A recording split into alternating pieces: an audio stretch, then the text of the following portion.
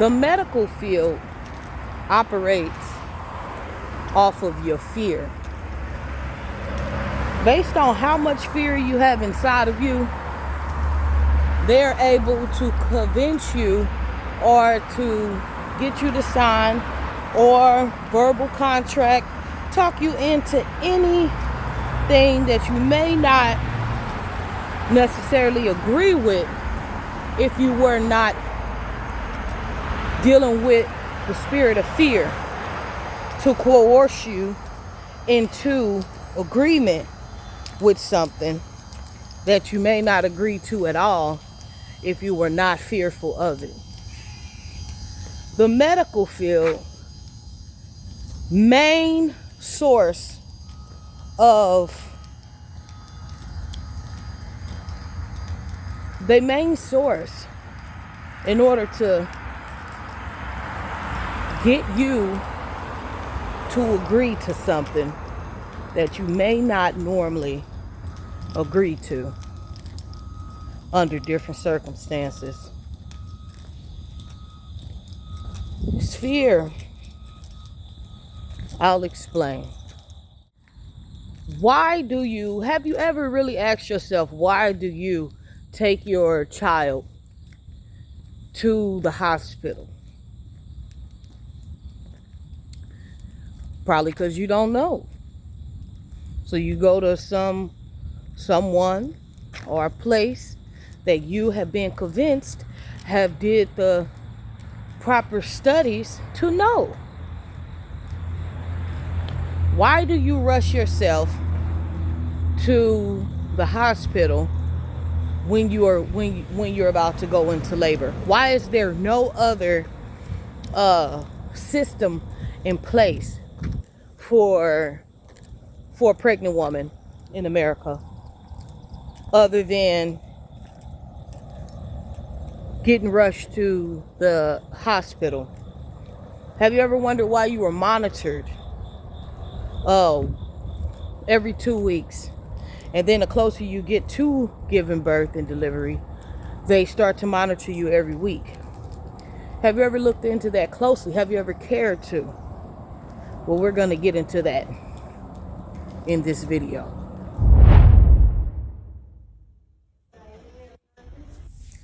Just in case you can't read or see what the original person posted on this original video that they made, it says, here is the full video. Also pay attention to the time of the video. She had the needle inside his skin for like 50 seconds, moving it around. She couldn't draw blood. So she got mad and blamed it on him, saying he's moving way too much when he was literally still. And she got more mad that it was caught on video.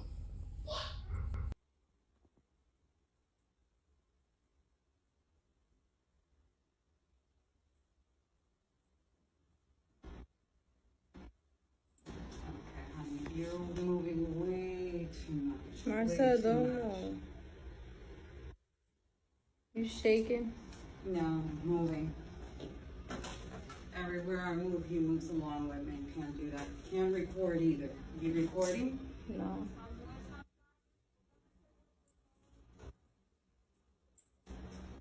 You mind if I look? Collusion that intentionally drags out cases that lawyers can pocket more in legal fees from. Parents are basically forced to go along with things because they're threatened with losing their kids in family court disputes if they make too much of a fuss. It's one of the most appalling things that we've ever seen in our court system. And this is a country with pretty appalling courts sometimes. Scott Tyndall joins us now to talk more about this. Scott, thank you so much for being here. We appreciate it. Yeah, thanks for having me, Stu. I appreciate being on your show today and giving us a chance to tell this story. Yeah, and please do, because I think that a lot of people don't really understand the full magnitude of what's happening here.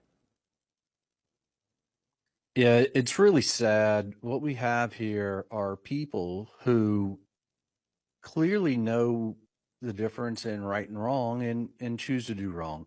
They're choosing to destroy families. They're choosing to abuse their positions, to abuse every bit of authority we give them in the hopes that they're going to protect families and children. And instead, they just exploit families and children for their own personal gain. And what started as what we thought was maybe an isolated incident has now turned into what we now know is what we call the enterprise. It's a criminal organization of attorneys, judges, medical providers, other people in the community who intentionally destroy families' lives with no concern for the children or the parents, solely in an attempt to make more money. Give us some examples of some of the behavior here that we're seeing, because without going into clients' names, of course, I understand personal privacy, things like that, but what are kids at? Welcome back, family. Today, we are going to be going into uncovering a powerful truth. In the book of Genesis, the serpent deceived Eve by making a lie look like wisdom. He told her she wouldn't surely die and that she would be like God. That same spirit of deception is alive today.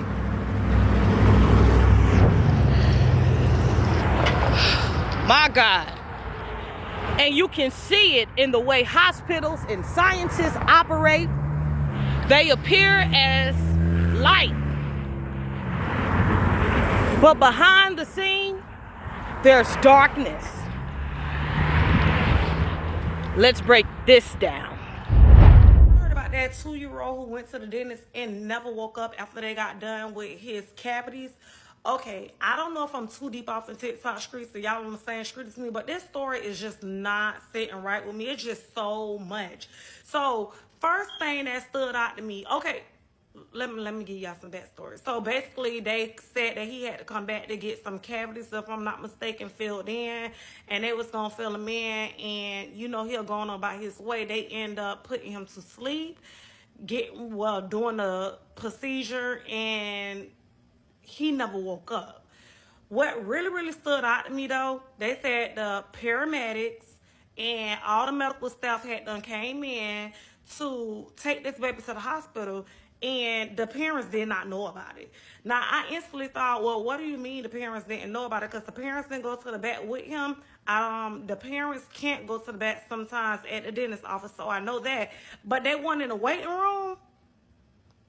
Because I feel like I'm gonna instantly jump up and say, who are all these parents? Like, how did the parents not get notified until after this baby was at the hospital in the ambulance, gone on about his way, and then they got notified that the paramedics and all the medical people was there for their child? Like, two questions. Was the parents in the waiting room, or did y'all go right past the parents and decide not to tell them because y'all was scared of the reaction they was gonna give y'all, and just sent the baby to the hospital, or what? This is crazy to me. Have y'all heard about it? Can we please talk about this in the comments? For delivering her baby on the floor of a gas station is what the judge said before awarding almost $1 billion to a family that suffered medical malpractice at the hands of a hospital the judge called the most dangerous place on the planet. Okay, so it's October 19th, and 39-week pregnant Anissa Zancanella and her husband Daniel decide to take one last trip before their baby comes. They decided on Salt Lake City, Utah, because it was a relatively short drive from their home in Wyoming. Well, on October 12th, Anissa ends up going into labor while still in Salt Lake City and is admitted into their local hospital, Jordan Valley Medical Center in West Valley City, Utah. Upon admission, Anissa was given Pitocin, which is a very common drug given to women to help induce labor. What Anissa wasn't aware of is that the nurses caring for her had just received their nursing license. And when I say just, I mean earlier that day. Surely they were under the watchful eye of a competent physician though, right? Wrong. The on-call physician was asleep in his room down the hall and never got up. So these nurses, literally day one on the job, start administering massive amounts of Pitocin. And for hours, the alarm bells hooked up to Anissa and the baby were going off, warning the staff that the baby's blood pressure was dangerously high. Eventually, the nurses decide to tell the on-call doctor what's going on, but he rolled over and went back to bed. For nearly 2 days, they pumped this woman full of Pitocin despite her cervix not dilating. Finally, the decision was made to deliver the baby cesarean, but when the baby was born, her head was misshaped, her face was swollen, she had bruising and bulging in the front of her skull, and because of the lack of oxygen during delivery, she was life-flighted to a more competent hospital. It's been nearly 6 years now, and the little girl needs 24/7 care because of her nearly daily seizures. She is nonverbal and has limited cognitive thinking. The family sued the hospital, and after a 3-day trial, the judge awarded the family $951 million in damages, despite the hospital denying any wrongdoing. The hospital's attorneys requested to be removed from the case because they were no longer being paid. Turns out the hospital had filed for bankruptcy and owes billions of dollars to creditors. The hospital has since been sold to Holy Cross Hospital, West Valley, and continues to treat patients. All right, let's get to it because I've been holding this hospital's, secret for a long time, and now I'm ready to just tell it all. Everybody is always asking me what hospital my son is at. He has been going to Ann and Robert H. Lurie Children's Hospital since he was born. He's been there. He was there for his 9-month stay.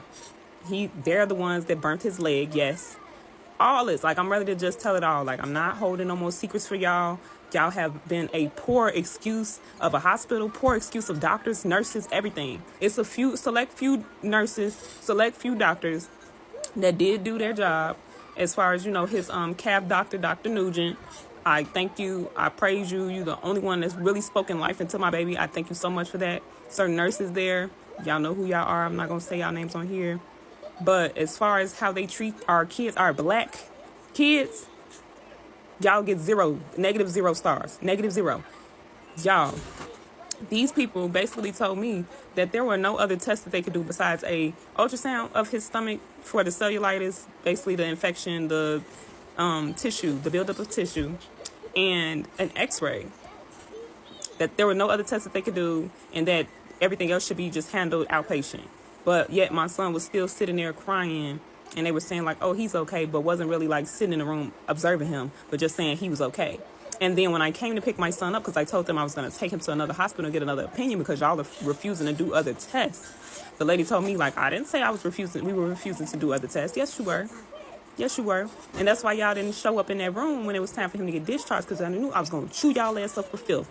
Stop playing with me. And I hope they don't call my phone, because it's going to be yet another conversation. Oh, and I recorded the conversation that I had with the lady. So I will be posting that as well, so that y'all can hear how they speak about our kids. They treat them as if they are robots, they are not human beings. They talk about them in medical terms.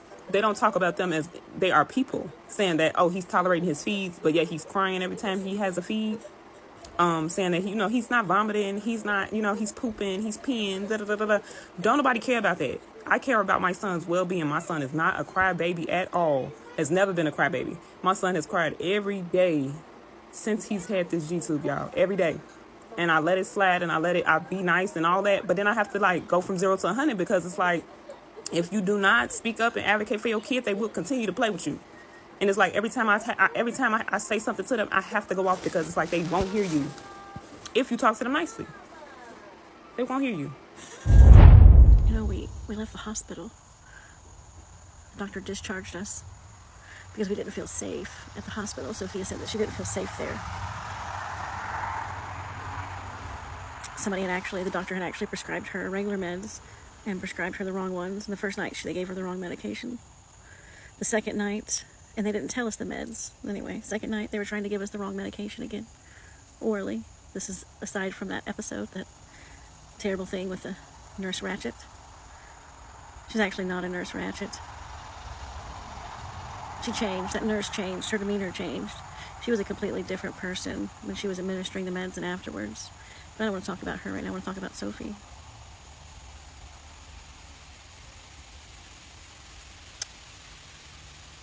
They gave her the wrong medication. They had it on file. The doctor, the resident, had ordered the wrong medication. So they dosed her the first night with the wrong meds. The second night they were trying to give her the wrong medication. We're oh boy, we're not going to do that. And then they fixed it. Just the one time. They were trying to give her wrong meds again, missing meds. The third night we were this is it. But then in the middle of the night, the second night, while I fell asleep after midnight, somebody came into the room. An unauthorized person came into the room with medication that they were trying to give her. And she had been removed from the IV. All right? She didn't have anything hanging up, so they couldn't do anything in her IV. But somebody tried to give her a medication without her consent, my consent, or the doctor's consent. So the third night, and Sophia said, "Where's my mom?" She woke this lady woke her up and said, "Where's my mom?" And she said she's over there asleep. And she kept pushing her to take this medication. And Sophia's like, "I've already had that medication. Or I've already taken my meds for the night at 8 o'clock, 9:40. She said, "I'm not taking that." We don't know who it was. They don't have any documentation within the hospital system. They don't have anything on record. I told them, I said, "You need to pull up the cameras." So we went home. There is some huge stuff going on with her eye surgery that she had in June, which could absolutely be related to what's going on, because she has a brain tumor. And they're trying to roll it off as an atypical migraine. And you know what? Her primary care doctor says that she does not think that this is an atypical migraine, because she should have thoughts. She should have thought process. She should have imagery. She shouldn't be dizzy. You don't live like this. People don't live like this with an atypical migraine, like these symptoms. And so we have an appointment with a stat appointment with a trusted neurologist. But that eye doctor, it was already in her chart, and we were not aware of it because no one told us in 2021. It's a long story. But what I want is I want answers, and I want her to feel better. She's an AP student. She built a robotic arm in freshman year with sustainable material. She is a straight A student. She gets 100s on everything. And she's missing school because somebody missed a step. And I believe this is all related. And the neurologist at the hospital, they didn't know. They just assumed. And they didn't look fully into her chart because they have too many people. They have too many kids that they were dealing with. And they weren't looking, they're looking inside of their box. They're not looking on the outside. They're not looking at what's important, what is recent. When a patient is experiencing new recent symptoms that are unusual, what is the one thing that is not like the other?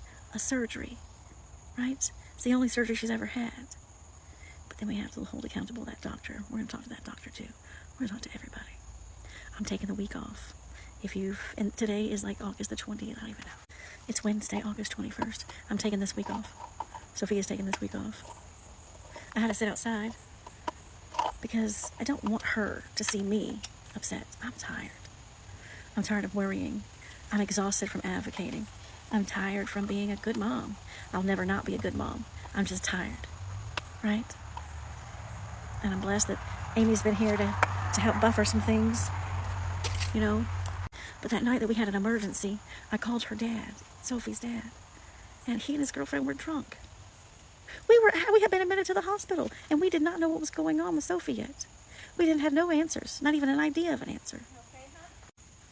And I called him. I called him, and he was drunk. I didn't tell Sophie that because you don't tell those things to the kids. She doesn't watch my TikTok. She knows better. Not that I say anything wrong, but we give ourselves personal space. And so when you're in this by yourself, right?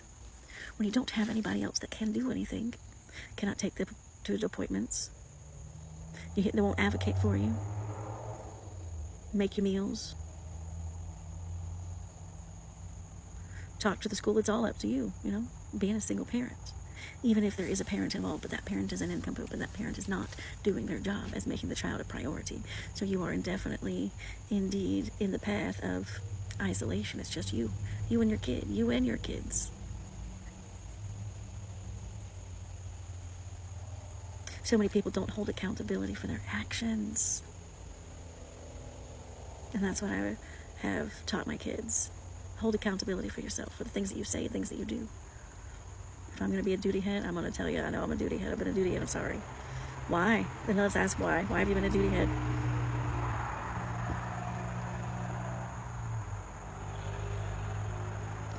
Today I'm just tired. I'm tired, and the system's broken. The medical system's broken. People are broken. I can't believe that my child she told the doctors that her psyche was okay until she had that interaction with that nurse. And that nurse pressed those meds on her. She doesn't feel safe. She was in pain, for the rest of the time, and she was afraid to take medication because she was afraid of what was going to happen to her because of that incident. When a 16-year-old tells you that she doesn't feel safe at the hospital because of the staff, there's an issue at the hospital. And I've heard great things about Eggleston. They're getting ready to actually, in a month's time, move into a brand new hospital, which is more accountability, more staff members, more patients. And if they don't get their shiitake mushrooms together, they're going to fail, especially when they transport these children, even by helicopter. I wouldn't trust them. I'd move them to Scottish Rite. I'd have Scottish Rite come and get these kids. I have other hospitals, and this whole hospital system needs to be reevaluated. I can't believe that eye doctor didn't see her MRI, her original MRI, and to bring it to attention, because that eye surgery shouldn't have happened. None of this should be happening. Thanks for being here. Thanks for sending me some donations to help me get her some food, right, while we're off of work and school.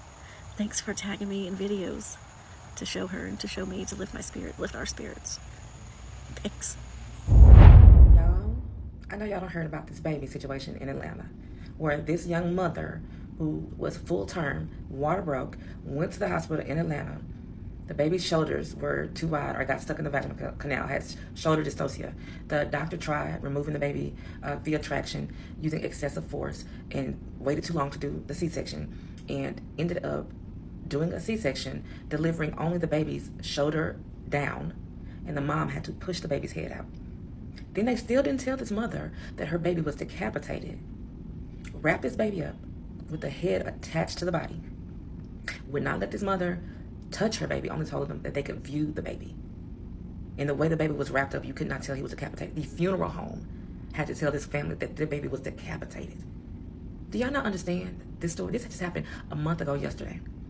The level of mental anguish that this poor family is going through. She about to own that hospital, the land that the hospital owns, the city, the state. She should own everything. But no amount of money is going to suffice for what they are going through right now and will for the rest of their life. This is unbelievable. And everybody who was in that hospital room, they finna bust hell wide open.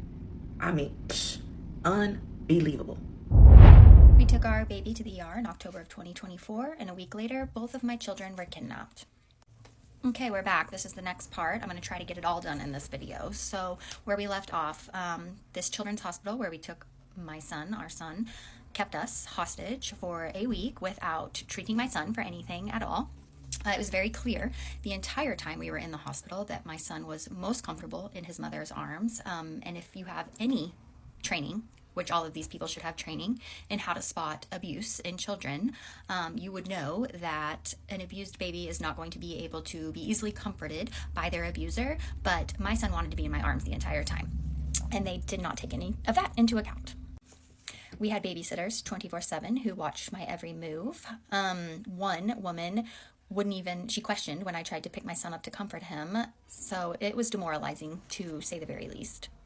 It was lonely. I felt like a caged animal. And I was also trying to survive this whole time. I think it's really important to note, but I cannot talk a ton about this right now because we are still going through a legal case, but the hospital would not release my son's files so that we could go get a second opinion on their assessment. I'm pretty sure this is a tactic used by most child abuse pediatricians. I was, however, able to take snapshots of their x-rays and get my own quick second opinions, which both mention quickly that it looks like not all of the fractures that are being claimed exist, and it also looks like there could be something wrong with my son's bones. When I brought this up with the hospital staff, they literally laughed at me and said it was unnecessary to look into anything wrong with his bones, because they were just convinced that it was abuse. So we have a hospital that will not release records so that we can get a second opinion, but are holding us hostage, saying that we abused our son without looking into anything else that could be wrong with him. In fact, I know very little about health, but I have vitamin D deficiency. I have for a very long time. So one of the first things I asked was for a basic vitamin D panel. We went in to this hospital on October 2nd. They did not run his vitamin D panel, which should have been step one if he had fractures, that many fractures, until October 15th. After several days of nurses coming in, nobody treating him for anything, people making claims about him looking healthy and good and happy, I asked, when are we going to be discharged? Because nobody was telling me anything. They were coming in, they were looking at him every 4 hours. Honestly, they seemed to be doing more harm in that hospital than anything because Finn couldn't sleep, he couldn't get rest he needed, and he was eating after 24 hours from the breast and a bottle. So he didn't need any help. They were just being an annoyance to him at this part of the story. When I asked this question, a nurse looked at me and she said, well, you're not going to be released until the hearing. Excuse me, the hearing? This was the first time I had ever heard of a hearing. So essentially, it was quickly dawning on me that they were keeping us hostage until they could take us to court. But nobody was going to tell us that they were taking us to court because they wanted to give us very little time to prepare ourselves. On a Sunday, after prodding, the DCF caseworker, investigator, I use that term very loosely in our story, on our case, sent me a text message. I will send a screenshot here. Sent a text message after 5 p.m. on a Sunday letting us know about this TOC hearing, where it is and the time. And also she asked for a list of people that I would feel comfortable with my children, both of them, going to live with. Not a call, just a text after 5 p.m. Call it calculated, call it planned, call it downright evil. It was intentional that I didn't get that text until after 5 on a Sunday. So we had 24 hours to find legal representation before going to court to fight for our children. In a week, we had taken our son into the hospital because we were worried about him, and now they were trying to take our children away from us. Finding legal representation within 24 hours is a near impossible task, especially when you have had no rest. I'm working from a hospital room while also trying to take care of my son, while also worried about my daughter in the situation who I haven't seen for multiple days. I have to find a good lawyer who knows family law and then also knows how to fight false child abuse allegations from these children abuse pediatricians. This has really come a lot closer to cult ideology than it has actual health.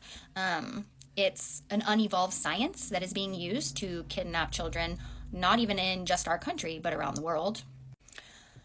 So after searching for 24 hours, we went with the first option we had. We met a lawyer about an hour before we went into court, had no idea what to expect. And we walked into a courtroom where served a petition, which was written by the DCF investigator and the child abuse pediatricians, and it was full of lies or misinformation, allegedly. I'm going to put allegedly here because we're still going through this, but down to they said my husband and I weren't married, which caused the judge to go after me and try to embarrass me in front of the whole courtroom. It said that my son still wasn't feeding on his own, which was wrong, outright lie. He was feeding after 24 hours of being in there. Just tons and tons and tons of misinformation to make it seem like my son was literally sitting in the hospital on his deathbed. And the judge used that petition to take away our kids within 30 minutes of walking in that room, probably less than 30 minutes. The lawyer that we had found an hour before didn't even, I think he said one thing, didn't even try to fight for us. They just snatched our kids, and we had no legal recourse, no time to share our side, no time to give any kind of defense. It was that. There was no due process. Now, remember, I told you I had a 9-year-old. She was also questioned by DCF, and the police force in this. I won't give a name of where we live, but she was sat down and questioned, and she told them that her parents have never touched her, that she was happy, that she was healthy, that the worst we could do to discipline her was take away her iPad. And they looked at her in the eye and they said, "We believe you. You did such a great job." And then they turned around and they ripped her out of her home anyway. They questioned her teachers, who also said, no complaints, no worries, swears a great model student. Her teacher said she had zero worries about. Now you tell me what you think that does to a psyche of a 9-year-old. They told her they believed her, and then they ripped her out of her home. To this day, and we are taking her to family therapy, and she did her own therapy, but to this day, if she thinks that we don't believe her, she has a meltdown.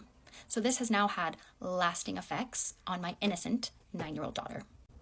Also, what do you think this does to a girl who told the truth, but the opposite happened anyway? What do you think that does with her trust of the system and of police and of anyone that might possibly try to help her in the future? Like, already we're creating disgusting negative feedback for young girls, young women in this country. So on October 8th, we walked in to a courtroom without any due process, and in 30 minutes, a judge made a decision that we were guilty and took our children away. So just like Eve in the garden, many today are deceived. by what looks good,